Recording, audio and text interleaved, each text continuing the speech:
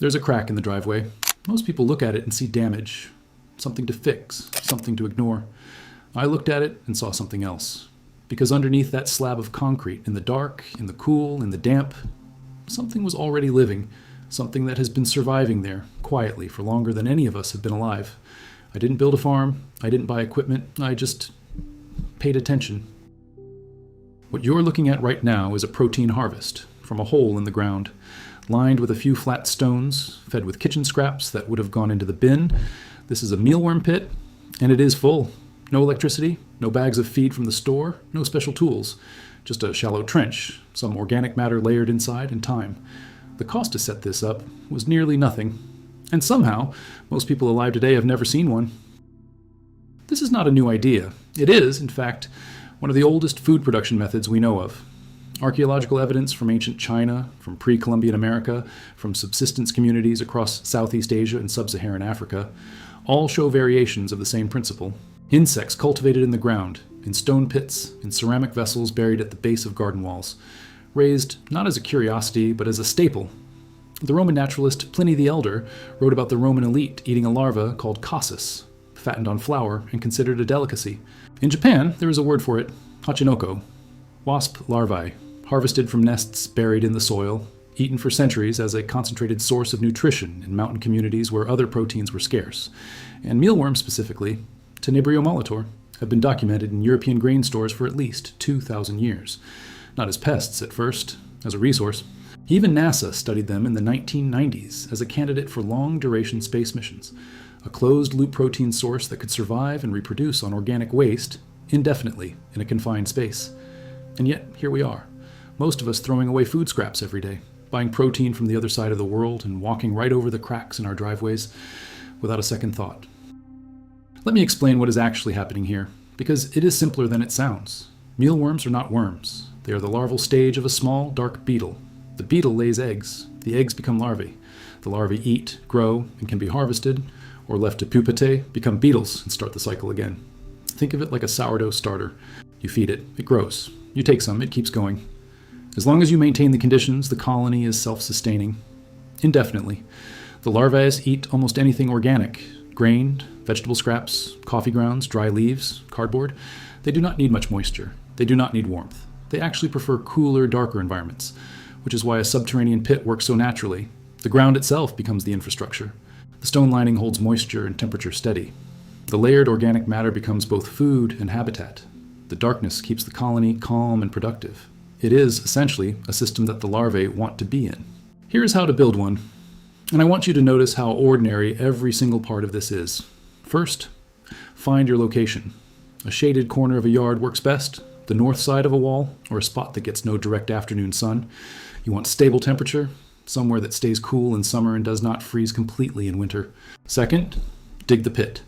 About 40 centimeters deep, 60 centimeters wide. The shape does not matter much. A rectangle is easy to line, but a circle works just as well. You're not building something precise. You're creating a pocket in the ground. Third, line the walls with flat stones or bricks, not mortared, just stacked loosely against the soil. This stabilizes the walls and, more importantly, moderates temperature swings. Stone holds coolness the way it holds heat. The thermal mass is what makes this work through changing seasons. Fourth, layer the base. Start with a few centimeters of dry grain or oat bran at the bottom. This is the primary food source for the colony in its early weeks. Then add a thin layer of dry leaves or cardboard torn into small pieces. Then another layer of grain. You are building a habitat, not just filling a hole. Fifth, introduce your starter colony. You can order mealworms from a fishing supply shop, an online breeder, or even a pet store. A few hundred larvae is enough. Scatter them across the top layer, cover lightly with a piece of burlap or breathable fabric, and leave them. That is it. Come back in a week. Add a handful of vegetable scraps, a piece of bread, some grain. Do not overwater. The colony should feel slightly damp, not wet. A light misting every few days is enough in dry climates. Within 6 to 8 weeks, you will have more larvae than you started with. After 3 months, the colony will be self-sustaining. The first mistake almost everyone makes is moisture. Too much, and the colony gets mold. A mealworm pit should smell like dry earth and grain, not like rot. If it smells wrong, it is too wet. Pull back the cover layer, let it breathe for a day, and cut back on how often you mist. The second mistake is overfeeding. Fresh vegetable scraps are good, but too much at once creates heat and attracts other insects before the mealworms can process it. A small handful every few days is better than a large pile once a week. Think of it as a slow feed, not a dump. Third, do not disturb the colony constantly. Mealworms are not aggressive, but they are sensitive to light and vibration. Every time you dig through the pit, you interrupt the cycle. Check once a week, harvest from one side, and leave the rest undisturbed. One small thing that makes a surprisingly large difference. Add a thin layer of dry wood ash from time to time, just to dusting. It absorbs excess moisture, discourages mites, and seems to encourage the beetles to lay more eggs. This is one of those old tricks that you find recorded in farming handbooks from the 1800s, and it still works exactly the same way. Let me be honest about what to expect. A small pit, well maintained with a base colony of a few hundred larvae, can realistically produce between 200 and 400 grams of harvestable larvae per week by month 4.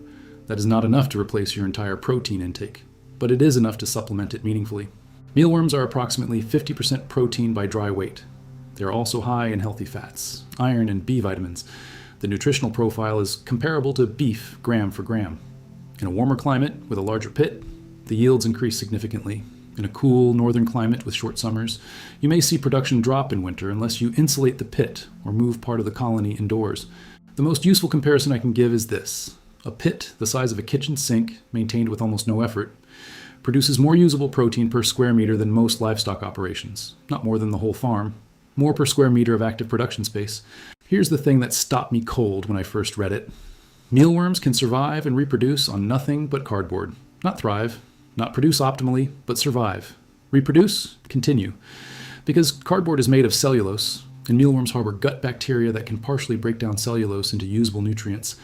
They have been found in the wild living inside old wooden structures, in cardboard boxes in warehouses, in the dried out roots of dead trees. Every piece of cardboard you have ever thrown away was food. That dry, brown Amazon box in your recycling bin, that egg carton, that tissue paper, every single one of those could have been fed to a colony that turned it into protein. The system does not require resources. It requires what we are already throwing away. It was always here, hidden inside the things we called waste. I think about the people who built these pits before me, not as a project, not as an experiment, but as a normal part of how they fed themselves and their animals through the year. They did not call it sustainable. They did not call it innovative. It was just how things were done. A quiet arrangement between humans and the living things that share our spaces. And then somewhere in the last 100 years, we decided that food comes in packages, that protein has to be manufactured at scale, that the ground beneath our feet is just ground. We forgot to look down. This pit in my yard takes me about 10 minutes a week to maintain. It asks almost nothing. It gives back steadily, quietly, without complaint. And every time I look at a crack in a sidewalk now, I do not see damage. I see a place where something could live, where something already wants to. Maybe that is enough to start.